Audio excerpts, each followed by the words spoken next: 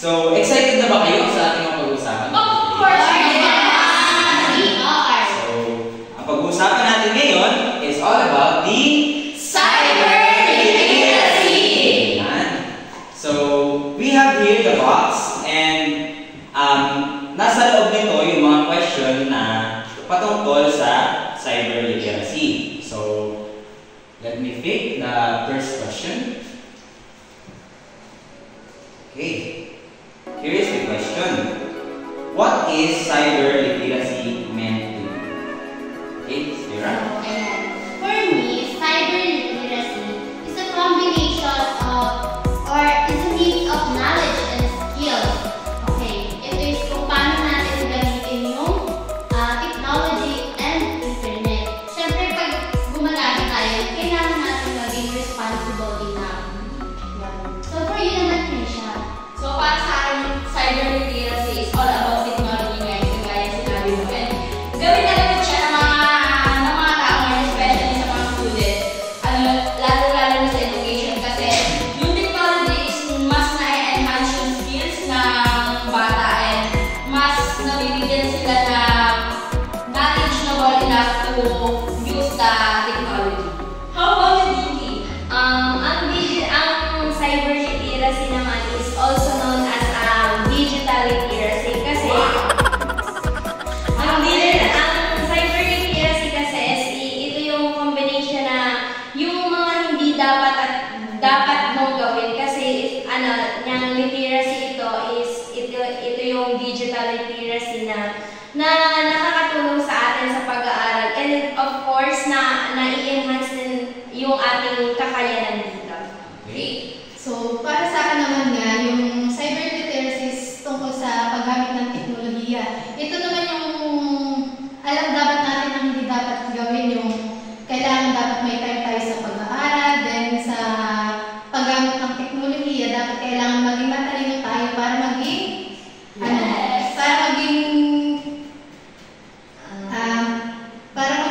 hindi tayo na-scam ang ganung bagay. Scam, okay. So, for me, so dagdagan ko na lang siguro yung mga sinabi nyo kasi lahat ng sinabi nyo is tama. So, for me, the cyber literacy is on how you manipulate the technology. So, sa technology, nakapaloob dito yung ating social media, which is nag-represent nga ng cyber. So, yung social media, syempre, sa paggamit natin ng social media, meron itong negative and positive impact. And syempre, as an future educator, tayo lahat, kailangan natin malaman kung ano ba yung mga positive and the negative effects of the cyber literacy. Especially ngayon, nowadays, masyado ng grow yung mga estudyante sa paggamit ng technology. At saka in addition na, kasi katulad ngayon na, ayun nga, gamit, dapat aware tayo na sa lahat, hindi lang in terms of technology, sa lahat ng bagay, meron talagang advantage or negative and positive effect lahat ng ginagawa natin. So, kailangan natin palaging be wise. Yes. Sabi nga ng Julia Words ba? Yeah. Think before you click. Yes! Exactly. So much for that. So, bunutin na natin ang pangalawang question. Okay, ano kaya yan? Okay. So, here's the question. When can a lack of cyber literacy biggest impact in society today? Ulitin ko. When can a lack of cyber literacy biggest impact in society today? For me, nagkakaroon ng biggest impact cyber literacy in terms of plagiarism and misuse of information. Lalo na gamit ngayon, uso na yung pang-hack na account ha. Yes. Kumari, diba? May nagsisend ng link. Kahit DM or sa GC nyo, pagka-click mo nun, pwede nang ma-hack yung account mo. Imagine kung gano'ng kabilis ang pagkalat ng mga scammers. Ang daming scammers ngayon. Oo, lalo na sa Gcash. Yung mga nalalagay na express. Ano to ang laptop pipindot? Tapos hindi na nila alam kung ano yung ipipindot nila. Tapos mamaya makakangay ako. Kung wala na palaking impact din sa mga illiterate sila pagdating sa mga Isipin nyo kung may mga estudyanteng illiterate pa in terms of cyber, what about our parents? Yes. Mga exactly.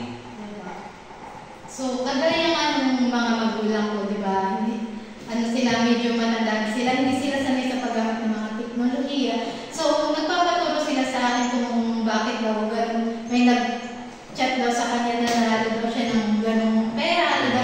Yung may Na so ito na nilang pansinin yun. Kasi nga may hindi magandang. Yan. Kaya dapat tayo ay piliin natin yung kung aling link, yung tama, yung information kung tama ba ito or hindi. Kasi hindi naman kaya. Kasi kapag tayo nagamit yung technology, hindi natin alam na basta na lang ang technology ba ay ganun talaga. Kaya dapat piliin natin kung alin yung tama. Yes, be wise to use of technology. And kumbaga, yung syempre, yung biggest impact talaga nito which is the society. And for me talaga sa school na ito, nagkakaroon ng impact. So sa school kasi marami tayong apps na ginagamit within the cyber. Lalo na kasi usong-usong ChatGPT, Yes. mga AI na nilagamit ng mga student. Napakalaking impact nito dahil syempre, asa tayo, nagamit tayo ng for example na PowerPoint presentation. Yes. So malaking impact yun kung legit ba talaga yung nagagamit natin o hindi. So isa pa yung sa paggamit na ng ChatGPT which is the AI. So syempre dun sa paggamit ng AI may negative and the positive effect. Kaya sobrang risky, hindi lang ng artificial intelligence tools, kundi ng technology mismo. So kailangan natin maging wise. Yes, nakaka-apekto siya sa ating everyday life. Yes.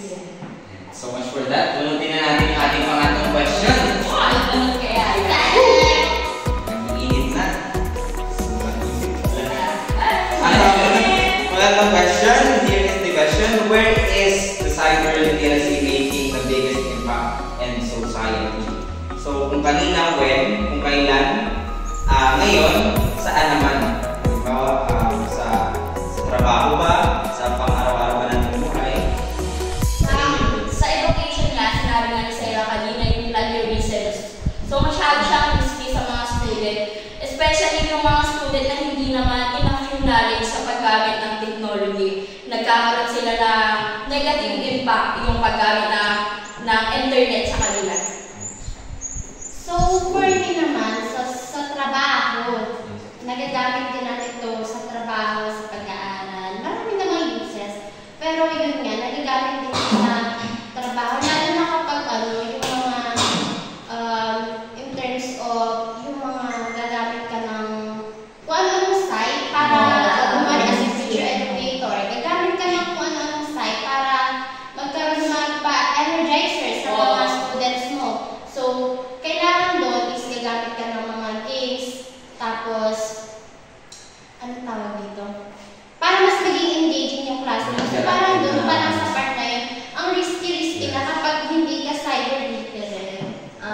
For me naman, as a generation talaga ngayon, kasi bihira na sa atin, halimbawa sa isang klase, di ba, bihira na sa atin ang gumamit ng mga items, more on technology na talaga ngayon. And Traditional items. Yes, traditional. And And then, then, ay tapos, yung sa education kasi is yung mga bata is na i-enhance yung skills nila in terms of technology. So para sa akin naman, may malaking rin naman siya, tulong sa atin yung technology. Kasi nga, para mas mabilis yung paggawa ng ating mga gawain sa school, gaya yung, di ba pag may hindi ka alam, i-search mo lang sa YouTube chat. Tapos yun, na lang din sa pag-aaral talaga yung pili na lang talaga ng maayos at kagaya naman nung pagtatay sa Word, di ba? Dati kami tawag doon, typewriter lang. Pag nagkamali ka doon ulit, hindi ka tuloy Pwede sa ba Word. naman? Kunting touch lang, pwede mo siyang Hindi ka tuloy sa pwede mo typewriter. siyang ulitin. Tama. So siguro dagdagan ko na lang since mga nasasabi natin is mga negative side naman. Siguro sa positive naman tayo. Ano? So syempre sa work lalo na usong-uso na ngayon yung pag-order ng mga food sa app, di ba? So it is the positive effect ng technology which is the cyber literacy. Kasi syempre time consuming kung pupunta ka sa restaurant, tsaka yung pagod, isa pa yung expenses din syempre sa transportation. And it is positive kasi nga, syempre, nagiging madali ito sa atin na konting click lang, nandun na. Ano? Yun. And for the last question, kanina, meron tayong what, when, and when. Ngayon, meron naman tayong how can someone become more cyber literate? So, ayan. For me, pwedeng maging cyber literate ang isang tao by learning the basics of technology. Yes. By learning the basics of technology, natutulungan tayo nito kung ano yung mga hindi dapat o hindi dapat natin gawin. Nakakatulong ang YouTube tutorial or pag-search online ng mga articles about sa negative and positive impact. So, nakakatulong to upang mas maging cyber literate tayo. And of course, huwag natin kakalimutan dahil tanggapin man natin o hindi, andito na tayo sa generation is napaka-unstoppable na technology. So, hindi natin siya na makokontrol. So, tanggapin man natin ito o hindi, nandito na tayo ngayon. So, ang kailangan lang natin gawin is maging knowledgeable enough and the proper use of the technology. At dahil ginagamit naman na natin siya ngayon, huwag natin kakalimutan to stay updated. Yes. Para maging aware na din. And additional lang kasi, kapag sinabi natin cyber literate is halimbawa kapag tayo nagsa-cellphone, yun yung tinatawag na kapag tayo pagkagising, pag tayo pupunta sa school, kapag may mga gawain tayo na kailangan natin gawin is use ang cellphone, yun yung tinatawag nating technology. So, para sa akin, nagiging cyber literate ang isang tao is, sabi nga ni Sarah, read some article and watch the content of the video. So, marami ang ganyan sa YouTube and sa TikTok, number 1 ang TikTok, no? So, tayo kasi, as a Gen Z, Gen Z, dapat magiging tayo ngayon, knowledgeable enough to use technology para maging cyber literate ang isang tao. So, ayun nga, in addition, so para maging literate nga tayo sa paggamit ng technology, so kailangan natin na maging maayos sa paggamit ng teknolohiya, then magpapahuli ba naman tayo sa paggamit ng teknolohiya sa ibang bansa. So, syempre naman, hindi. So, kailangan dapat maging maayos tayo sa paggamit ng technology. And additional lang din, sa ngayong generation kasi is, wala ka na talagang makikita na nasa bahay lamang, walang ginagawa. More on, nagsa-cellphone, kung ano Isa na pwede ka mag-travel gamit yung Yes. Yung VR yun? Oo. Yung virtual reality. Gagamit ako para magpunta ako ng Japan. Yan. So, syempre, additional na lang din sa mga sinabi nyo. Para lang sa pagpatibay siguro ng cyber literacy na para mas maging aware tayo, syempre, dapat manood tayo ng balita. Yes!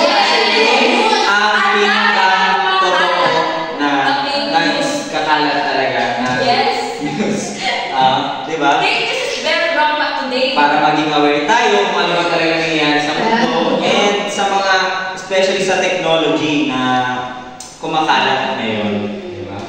Madami ng fake news kaya be wise to click. Scammers. Yes, Scammers. Daming mga scammers ngayon. Tsaka yung mga true link, yung i-send lamang sa messenger. Ay, tapos may account. Oo, yung Sabi yung gano'ng mabilis yung spread ng So, since bilis talaga ng kapag technology na ginagamit. Ang bilis makakuha ng information. Yun. Kumbaga, hindi lang talaga ang gamit. interpret ng iba kasi naman yung kumakalat ng balita. Ganon. So, siguro naman wala po sa ating